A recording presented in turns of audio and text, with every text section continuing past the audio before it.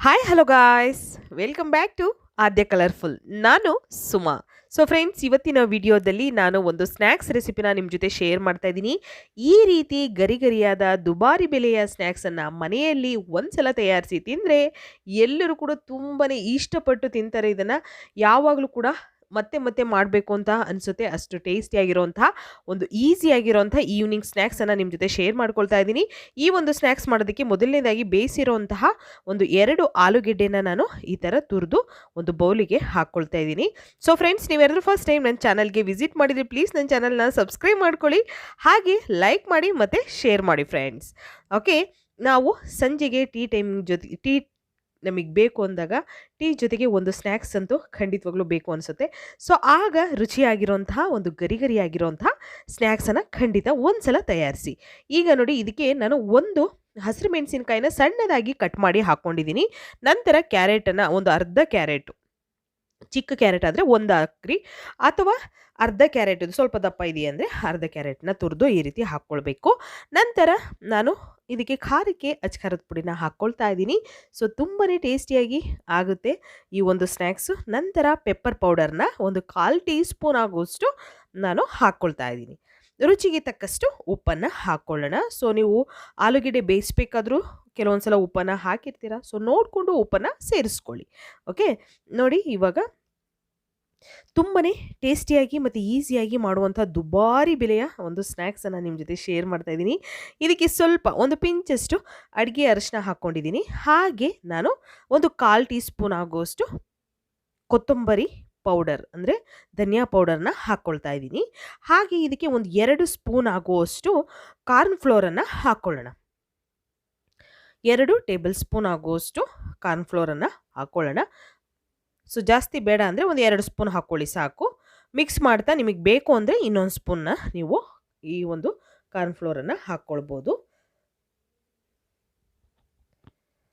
Friends, ನೀವೆಲ್ಲರೂ first time ನನ್ನ ಚಾನಲ್ಗೆ ವಿಸಿಟ್ ಮಾಡಿದರೆ ಪ್ಲೀಸ್ ಚಾನಲ್ನ ಸಬ್ಸ್ಕ್ರೈಬ್ ಮಾಡ್ಕೊಳ್ಳಿ, ಲೈಕ್ ಮಾಡಿ ಮತ್ತು ಹೆಚ್ಚೆಚ್ಚು ನಿಮ್ಮ ಫ್ರೆಂಡ್ಸ್ ಗ್ರೂಪಲ್ಲಿ ನನ್ನ ವಿಡಿಯೋಗಳನ್ನು ಶೇರ್ ಮಾಡಿ. ಓಕೆ, ಈಗ ನಾನು ಇದಕ್ಕೆ ಸ್ವಲ್ಪ ಕರಿಬೇವನ್ನು ಕಟ್ ಮಾಡಿ ಹಾಕ್ಕೊಂಡಿದ್ದೀನಿ.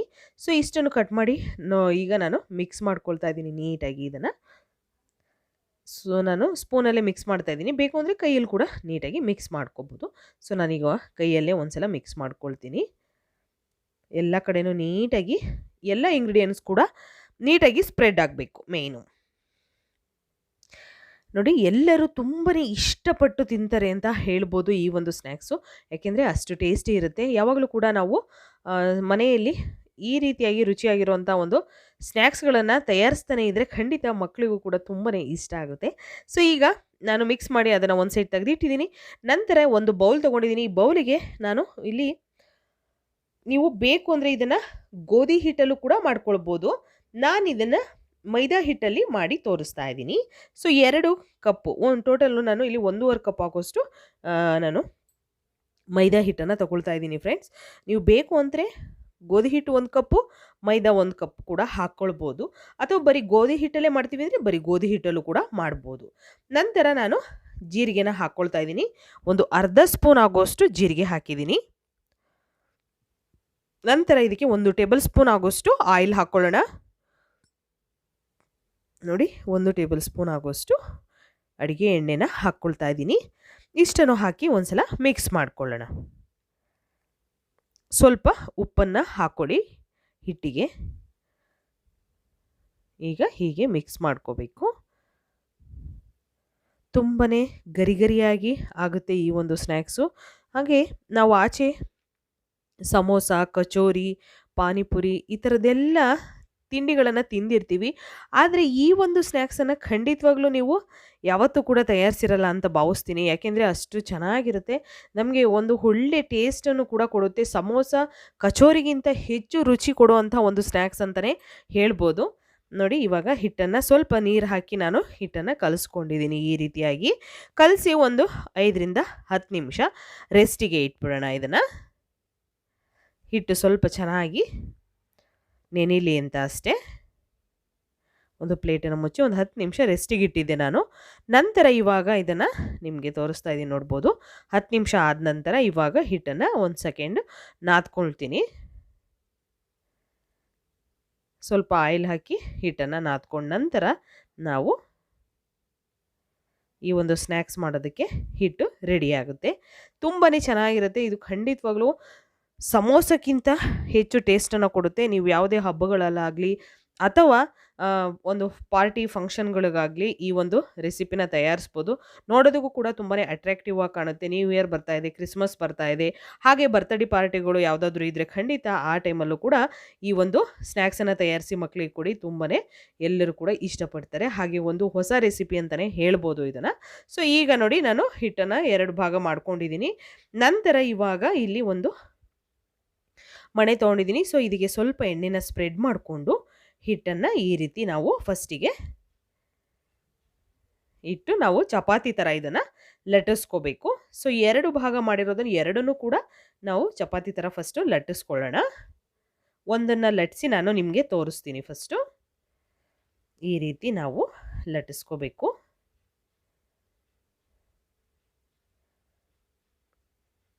ಎಷ್ಟು ತೆಳ್ಳಗಾಗುತ್ತೋ ಅಷ್ಟು ತೆಳ್ಳಗೆ ನೀವು ಲಟ್ಟಿಸ್ಕೊಳ್ಳಿ.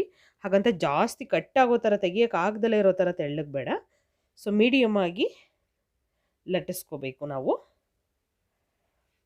ಹೀಗೆ ಲಟ್ಟಿಸ್ಕೊಳ್ತಾ ಇದ್ದೀನಿ. ಸೊ ಫ್ರೆಂಡ್ಸ್, ನನ್ನ ಆದ್ಯ ಬ್ಯೂಟಿ ಟಿಪ್ಸ್ ಇನ್ ಕನ್ನಡ ಅನ್ನೋ ಒಂದು ಚಾನಲ್ ಕೂಡ ಇದೆ. ಅದರಲ್ಲಿ ನಾನು ಬ್ಯೂಟಿಗೆ ಸಂಬಂಧಪಟ್ಟಿರುವಂತಹ ವಿಡಿಯೋಗಳನ್ನು ಶೇರ್ ಮಾಡ್ತೀನಿ. ಸೊ ನೀವು ಯಾರಾದರೂ ನೋಡಿಲ್ಲ ಅಂದರೆ ದಯವಿಟ್ಟು ಡಿಸ್ಕ್ರಿಪ್ಷನಲ್ಲಿ ಲಿಂಕ್ ಹಾಕಿರ್ತೀನಿ, ಅಲ್ಲಿ ನೀವು ಚೆಕ್ ಮಾಡಿ. ನಿಮ್ಗೆ ಇಷ್ಟ ಆದರೆ ಆ ಚಾನಲ್ನ ಸಬ್ಸ್ಕ್ರೈಬ್ ಮಾಡ್ಕೊಳ್ಳಿ ಫ್ರೆಂಡ್ಸ್.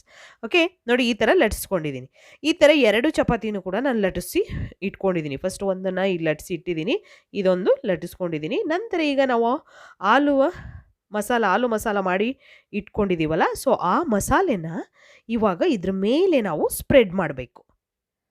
ಹೀಗೆ ಸುತ್ತಲೂ ಕೂಡ ನಾನು ಸ್ಪ್ರೆಡ್ ಮಾಡ್ಕೊಂಬರ್ತೀನಿ. ಇದನ್ನು ನೋಡಿ ತೆಳ್ಳಗೆ ಸ್ಪ್ರೆಡ್ ಮಾಡ್ತಾ ಬನ್ನಿ. ಜಾಸ್ತಿ ದಪ್ಪ ಲೇಯರಾಗಿ ನೀವು ಸ್ಪ್ರೆಡ್ ಮಾಡಬೇಡಿ. ಆಲೂಗೆಡ್ಡೆಯಿಂದ ಮಾಡುವಂತಹ ಸುಮಾರು ಸ್ನ್ಯಾಕ್ಸ್ ರೆಸಿಪಿನ ನಾನು ಶೇರ್ ಮಾಡಿದ್ದೀನಿ ಫ್ರೆಂಡ್ಸ್. ದಯವಿಟ್ಟು ಯಾರಾದರೂ ನೋಡಿಲ್ಲ ಅಂದರೆ ಚಾನಲಲ್ಲಿ ಸಿಕ್ಕಾಪಟ್ಟೆ ಸ್ನ್ಯಾಕ್ಸ್ ರೆಸಿಪಿಗಳು ಸಿಗ್ತವೆ. ನನ್ನ ಚಾನಲಲ್ಲಿ ನೀವು ಖಂಡಿತ ಅಲ್ಲಿ ಚೆಕ್ ಮಾಡ್ಬೋದು. ಸೊ ನಿಮಗೆ ಯಾವುದಾದ್ರು ಹೊಸ ರೆಸಿಪಿಗಳು ಬೇಕು ಅಂದರೆ ಖಂಡಿತ ನನಗೆ ಕಾಮೆಂಟ್ ಸೆಕ್ಷನಲ್ಲಿ ತಿಳಿಸಿ, ನಾನು ಖಂಡಿತವಾಗ್ಲೂ ವಿಡಿಯೋನ ಶೇರ್ ಮಾಡ್ತೀನಿ. ಸೊ ನೋಡಿ ಈ ಥರ ನಾನು ಸ್ಪ್ರೆಡ್ ಮಾಡಿದ್ದೀನಲ್ಲ, ಪೂರ್ತಿಯಾಗಿ ಸ್ಪ್ರೆಡ್ ಮಾಡ್ಕೊಂಡಿದ್ದೀನಿ. ನಂತರ ಈಗ ಇದ್ರ ಮೇಲೆ ಇನ್ನೊಂದು ಚಪಾತಿನ ಹಾಕ್ಕೊಳ್ಳೋಣ. ನೋಡಿ ಈ ರೀತಿ ನಾನು ಹಾಕ್ಕೊಳ್ತಾ ಇದ್ದೀನಿ. ಸುತ್ತಲೂ ಕೂಡ ಈಗ ಇದನ್ನು ನಾವು ಕ್ಲೋಸ್ ಮಾಡ್ಕೋಬೇಕು. ನೋಡಿ ಎಲ್ಲೂ ಕೂಡ ಓಪನ್ ಆಗಬಾರ್ದು. ಆ ರೀತಿ ಸ್ವಲ್ಪ ಕೈಯಿಂದನೇ ನಾವು ಪ್ರೆಸ್ ಮಾಡಿದ್ರೆ ಸಾಕು, ಜಸ್ಟ್ ಅದು ಕ್ಲೋಸ್ ಆಗುತ್ತೆ, ಏನು ತೊಂದರೆ ಆಗೋದಿಲ್ಲ. ಹೀಗೆ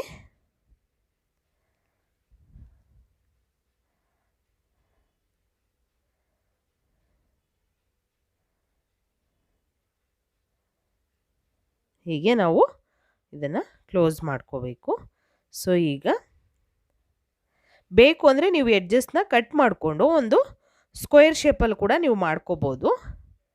ನಾನು ಅದನ್ನು ನೋಡಿ ಈ ರೀತಿ ಒಂದು ಚಾಕುವಿನಿಂದ ಅಥವಾ ಕೈಯಿಂದನೇ ಕೂಡ ನೀವು ಹೀಗೆ ಮಾಡ್ಕೋಬೋದು. ಒಂದು ಶೇಪಾಗಿ ಮಾಡ್ಕೊಳ್ಬೋದು. ಸೈಡಲ್ಲೆಲ್ಲ ಒಂದು ಚೌಕಾಕಾರವಾಗಿ ಬರಬೇಕು ನಮಗೆ. ಈಗ ನಾವು ಕಟ್ ಮಾಡ್ಕೊಳ್ಳೋಣ ಇದನ್ನು. ಸೊ ಕಟ್ ಮಾಡ್ಕೊಳ್ಳೋಂಥ ವಿಧಾನವನ್ನು ಒಂದು ಸಲ ನೋಡ್ಕೊಳ್ಳಿ ನೀಟಾಗಿ.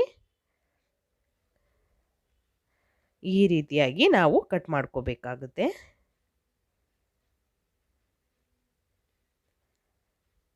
ಸೊ ನಿಮಗೆ ಜಾಸ್ತಿ ಅಗಲವಾಗಿ ಕಟ್ ಮಾಡ್ಕೊಳ್ಳೋದು ಬೇಡ ಫ್ರೆಂಡ್ಸ್. 1 ಇಂಚು ಅಥವಾ 1.5 ಇಂಚು ತಗೊಂಡ್ರೆ ಸಾಕು. ಈ ಸ್ನ್ಯಾಕ್ಸ್ ಮಾಡೋದಕ್ಕೆ ಅಷ್ಟಿದ್ರೆ ಸಾಕಾಗುತ್ತೆ. ಜಾಸ್ತಿ ಅಗಲವಾಗಿದ್ದರೆ ಅಷ್ಟು ಚೆನ್ನಾಗಿ ಬರೋದಿಲ್ಲ. ಸೊ ಇದೊಂದು ಡಿಫ್ರೆಂಟ್ ಆಗಿರೋಂಥ ಹೊಸ ಥರದ ಒಂದು ಸ್ನ್ಯಾಕ್ಸ್ ಇದು. ಸೊ ಯಾವುದೇ ಪಾರ್ಟಿ ಫಂಕ್ಷನ್ಗಳಿಗೆ ನೀವು ರುಚಿಯಾಗಿರುವಂಥ ಗರಿಗರಿಯಾದ ದುಬಾರಿ ಬೆಲೆಯ ಸ್ನ್ಯಾಕ್ಸನ್ನು ಖಂಡಿತ ಮನೆಯಲ್ಲಿಯೇ ತಯಾರಿಸ್ಬೋದು. ಈ ರೀತಿ ತಯಾರಿಸಿ ತಿಂದರೆ ಮಕ್ಕಳಿಗೂ ಎಲ್ಲರೂ ಕೂಡ ತುಂಬಾ ಇಷ್ಟಪಟ್ಟು ತಿಂತಾರೆ ಅಂತ ಹೇಳ್ಬೋದು. ನೋಡಿ ನಾನು ಈ ರೀತಿ ಕಟ್ ಮಾಡಿಕೊಂಡು ಮಧ್ಯದಲ್ಲಿ ಒಂದು ಭಾಗವಾಗಿ ಕೂಡ ಮಾಡ್ಕೊಳ್ತಾ ಇದ್ದೀನಿ. ಸೊ ನೋಡ್ಬೋದು ನೀವು. ಈಗ ನಾವು ಇದನ್ನು ತಗೊಳ್ಳೋಣ. ಫಸ್ಟು ನೋಡಿ ಈ ರೀತಿ ಕಟ್ ಮಾಡಿ ನಾನು ಇಟ್ಕೊಂಡಿದ್ದೀನಿ. ಸೊ ಈಗ ಒಂದು ಈ ರೀತಿಯಾಗಿರುವಂಥ ಪೀಸಸ್ನ ನಾನು ತಗೊಂಡು ಇದನ್ನು ನೋಡಿ ಮಧ್ಯದಲ್ಲಿ ಮತ್ತೆ ಒಂದು ಸಲ ಹೀಗೆ ಕಟ್ ಮಾಡ್ಕೋಬೇಕು. ಅಂದರೆ ಪೂರ್ತಿ ಕಟ್ ಆಗೋ ಥರ ಅಲ್ಲ, ಸ್ವಲ್ಪ ಸ್ವಲ್ಪ ಕಟ್ಟಾಗೋ ಥರ ಮಾಡಿಕೊಂಡು ಇದನ್ನು ಟ್ವಿಸ್ಟ್ ಮಾಡಬೇಕು ನಾವು. ನೋಡಿ ಹೇಗೆ ಟ್ವಿಸ್ಟ್ ಮಾಡೋದು ಅಂತ.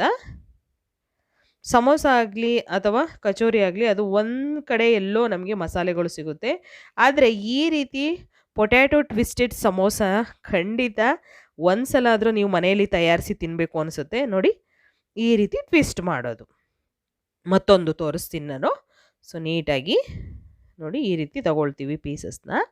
ನಂತರ ಅದನ್ನು ಹೀಗೆ ಟ್ವಿಸ್ಟ್ ಮಾಡೋದು. ನೋಡಿ ಹೀಗೆ ಹೀಗೆ ಮಾಡಿ ಆಯಿತಾ. ನೋಡಿ ಜಾಸ್ತಿ ಏನು ಫ್ರೆಶ್ ಮಾಡೋಕ್ಕೆ ಹೋಗಬೇಡಿ, ಜಸ್ಟ್ ಅದನ್ನು ಹೀಗೆ ಟ್ವಿಸ್ಟ್ ಮಾಡಿದ್ರೆ ಸಾಕು. ನೋಡ್ಬೋದು, ನೋಡೋದಕ್ಕೂ ಕೂಡ ತುಂಬಾ ಅಟ್ರಾಕ್ಟಿವ್ ಆಗಿ ಕಾಣ್ತಾ ಇದೆ. ಹಾಗೆ ತಿನ್ನೋದಕ್ಕೂ ಕೂಡ ನಮಗೆ ಮಸಾಲೆ ಎಲ್ಲ ಕಡೆನೂ ಸಿಗುತ್ತೆ, ತುಂಬ ಚೆನ್ನಾಗಿರುತ್ತೆ. ಸೊ ಈಗ ಎಣ್ಣೆ ಕಾಯೋದಕ್ಕೆ ಆಲ್ರೆಡಿ ಇಟ್ಟಿದ್ದೀನಿ. ಎಣ್ಣೆ ಕಾದ ನಂತರ ಇವಾಗ ನಾವು ಈ ಒಂದು ಮಾಡಿರುವಂತಹ ಪೊಟ್ಯಾಟೊ ಟ್ವಿಸ್ಟೆಡ್ ಸಮೋಸನ ಎಣ್ಣೆಯಲ್ಲಿ ನಾವು ಹಾಕ್ಕೊಳ್ಳೋಣ. ಸೊ ನೋಡಿ ಸ್ವಲ್ಪ ದೂರ ದೂರ ಹಾಕ್ಕೊಳ್ತಾ ಇದ್ದೀನಿ. ಹೀಗೆ ಹಾಕಿದ ನಂತರ ಇದನ್ನು ಚೆನ್ನಾಗಿ ನಾವು ಒಂದು 3ರಿಂದ 4 ನಿಮಿಷದವರೆಗೂ ಬೇಯಿಸ್ಕೋಬೇಕು.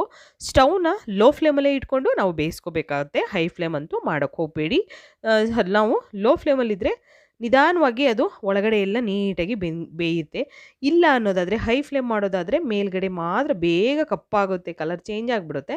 ಬೆಂದಿದೆ ಅಂತ ಅನಿಸುತ್ತೆ, ಬಟ್ ಒಳಗಡೆ ಬೆಂದಿರೋದಿಲ್ಲ, ಹಾಗೇ ಇರುತ್ತೆ. ನಮಗೆ ಗರಿ ಗರಿಯಾಗಿ ಬರಬೇಕು ಅಂದರೆ ನಾವು ಸ್ಟವ್ನ ಲೋ ಫ್ಲೇಮಲ್ಲಿ ಇಟ್ಕೊಂಡು ಬೇಯಿಸ್ಕೋಬೇಕು. ಓಕೆ. ಸೊ ನೋಡಿ ಇವಾಗ ಟರ್ನ್ ಮಾಡ್ತಾ ಇದ್ದೀನಿ. ಟರ್ನ್ ಮಾಡಿ 2 ಸೈಡ್ ಕೂಡ ನಮಗೆ ಗೋಲ್ಡನ್ ಕಲರ್ ಬರಬೇಕು, ಅಲ್ಲಿವರೆಗೂ ನಾವು ಇದನ್ನು ಫ್ರೈ ಮಾಡ್ಕೊಳ್ಬೇಕು. ಸೊ ಒಂದು 2ರಿಂದ 3 ಸಲ ಟರ್ನ್ ಮಾಡಿ ನಾವು ಬೇಯಿಸ್ಕೊಳ್ಳೋಣ. ನೋಡ್ಬೋದು ಈ ರೀತಿಯಾಗಿ ನಾನು ಅದನ್ನು ಫ್ರೈ ಮಾಡ್ಕೊಳ್ತಾ ಇದ್ದೀನಿ. ಸೊ ನೋಡ್ಬೋದು, ನೋಡೋದಕ್ಕೂ ಕೂಡ ಎಷ್ಟು ಚೆನ್ನಾಗಿ ಕಾಣ್ತಾ ಇದೆ ಅಂತ. ಅಷ್ಟೇ ರುಚಿಯಾಗಿರುತ್ತೆ ಫ್ರೆಂಡ್ಸ್. ಖಂಡಿತವಾಗ್ಲೂ ಒಮ್ಮೆ ತಯಾರಿಸಿ ನೋಡಿ ಈ ಗರಿಗರಿಯಾದ ರುಚಿಯಾದ ಒಂದು ಸ್ನ್ಯಾಕ್ಸನ್ನು. ಸೊ ಆಗಿದೆ, ಇದನ್ನು ಒಂದು ಟಿಶ್ಯೂ ಮೇಲೆ ತೆಗೆದಿಟ್ಕೊಳ್ಳೋಣ. ತುಂಬಾ ಈಸಿಯಾಗಿರುವಂತಹ ಒಂದು ಪೊಟ್ಯಾಟೊ ಟ್ವಿಸ್ಟೆಡ್ ಸಮೋಸಾನ ನಿಮ್ಮ ಜೊತೆ ಶೇರ್ ಮಾಡ್ತಿದ್ದೀನಿ. ಈ ಸಮೋಸಾನ ಮಾಡಿ ಹೇಗೆ ಬಂತು ಅಂತ ಖಂಡಿತ ನನಗೆ ಕಾಮೆಂಟ್ ಸೆಕ್ಷನಲ್ಲಿ ತಿಳಿಸಿ. ವಿಡಿಯೋ ಇಷ್ಟ ಆಗಿದ್ರೆ ಚಾನಲ್ನ ಸಬ್ಸ್ಕ್ರೈಬ್ ಮಾಡ್ಕೊಳ್ಳಿ. ಇವತ್ತಿನ ವಿಡಿಯೋನ ಇಲ್ಲಿ ಮುಗಿಸೋಣ. ಬಾಯ್, ಸೀ ಯು.